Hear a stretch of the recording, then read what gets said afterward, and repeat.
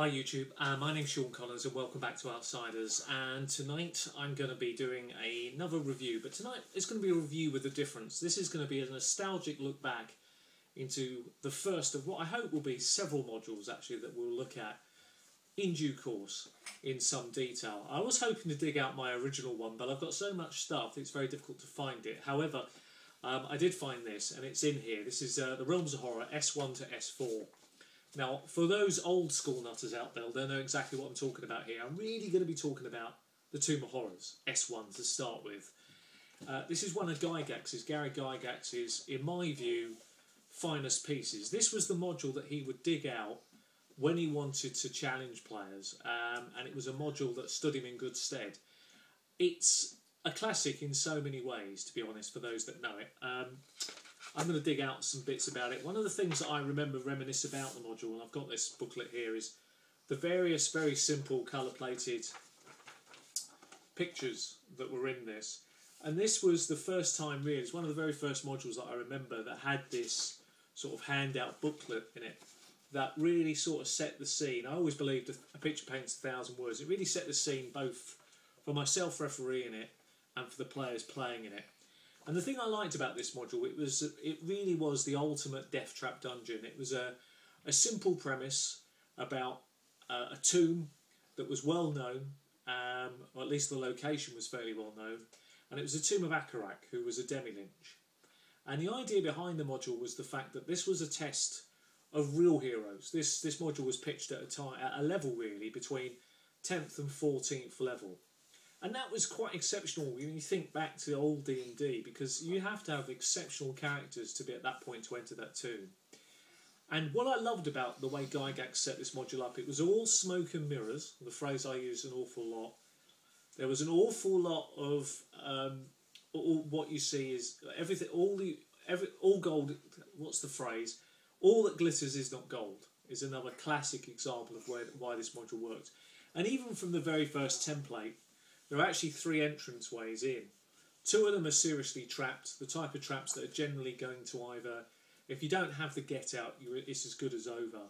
And one of them is so deadly, the fact that you go all the way up to these little double doors at the end, and as soon as you try to tamper with one, the whole place collapses in on you. It's pretty deadly. And it had a reputation of being a real meat grinder of a module. Now, there are some people out there that, I've heard people talking about this module and hate it. But for me, it was an absolute inspiration. It was a module that had me sort of thinking in so many different new ways that I'd never thought of before. It made me realise some of the things that I did well, some of the things that I did poorly.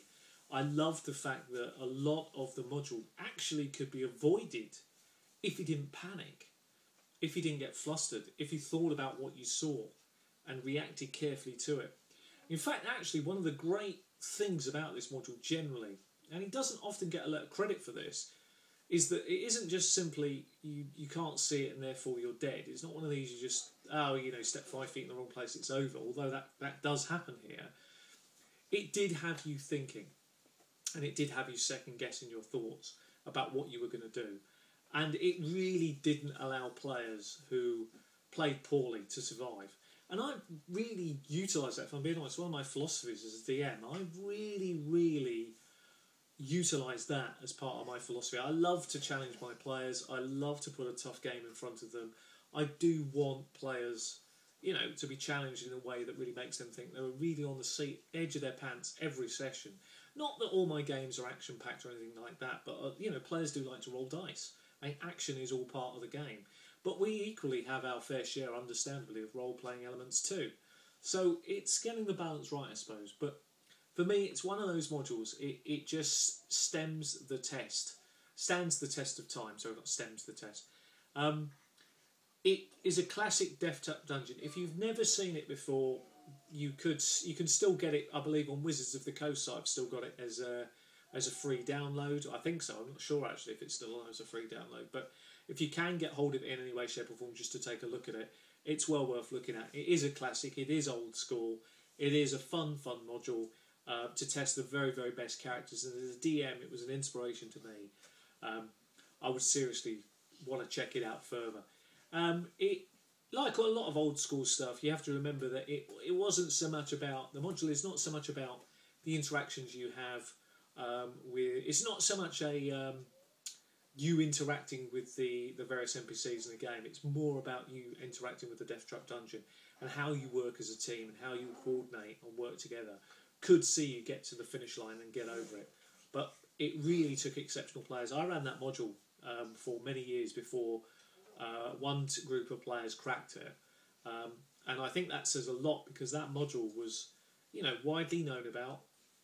Probably a number of players who played in it knew it very well. I didn't really need to tweak an awful lot. I always found that one of the great strengths again of a lot of the stuff he did. You don't need to tweak it. But I so wanted to talk about this module tonight in just a few minutes and just share a few thoughts with you. It is a seriously great module, and certainly may well be looking back on some other modules that have certainly helped shape my thoughts and philosophies in DMing over the time period. And I strongly believe that dungeon crawling is a great palette colour, and you should never abandon any palette colour. All colours are relevant. So although some people think it's too old school, it's not relevant enough, for me, that's where the game began. So it's critically important that those people coming into the hobby understand the past, look back, find out about these things that we grew up on, have a look at them, play with them, understand them, try them out for yourself, try to design a better dungeon. Yeah, I did a little bit of this with the Tomb of Curses, and it took one player was the only player that cracked it, even though several hundred had attempted it, and that is fantastic, and that's why I love the Tomb of Horrors. It really will always stand the test of time and will be, in my mind, fondly remembered for many years to come. And still, every now and again, I still dig it out and I still run it.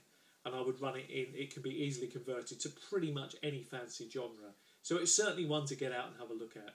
And actually, strangely enough, it's a module that could be scoped for many different levels if you look at levels as a whole.